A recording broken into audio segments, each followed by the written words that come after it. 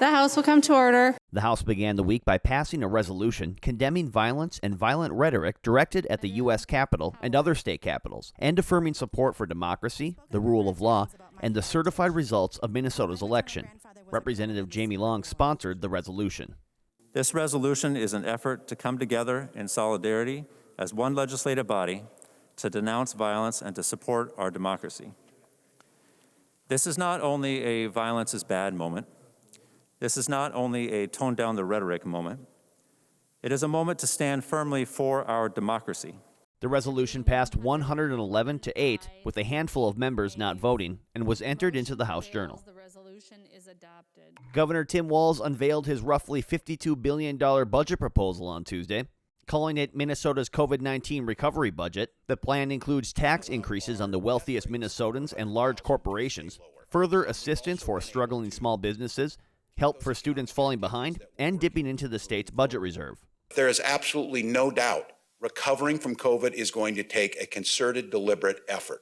We are going to have to make sure that where those disparities were felt in schools, and what we did yesterday is unveiling a plan that will go hand in hand in that, of making sure we give those opportunities for students to pull back up and stay at grade level and move forward while we transform and make sure that every student learns in Minnesota.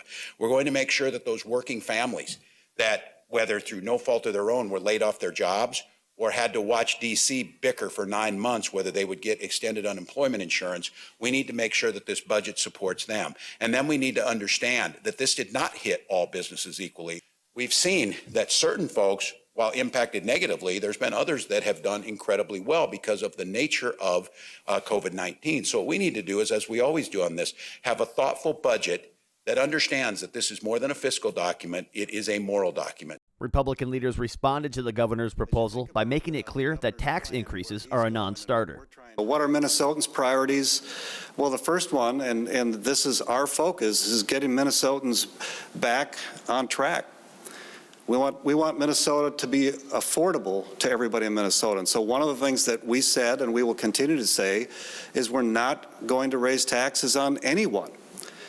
And if you look at this budget that the governor's proposed, there's a lot of taxes on a lot of people. In my 10 years in the legislature, I have seen Democrats say one thing and do another time and time and time again. And we've heard Democrats say that they're just going to tax wealthy people when in turn most of their tax increases hit low-income Minnesotans disproportionately. Disagreement over the use of funds in the state's disaster relief assistance account boiled over during Wednesday's House Industrial Education and Economic Development Finance and Policy Committee meeting. House File 38, sponsored by Committee Chair Gene Pawlowski Jr., would appropriate $30 million for the fund that is used to respond to natural disasters declared by the federal or state government.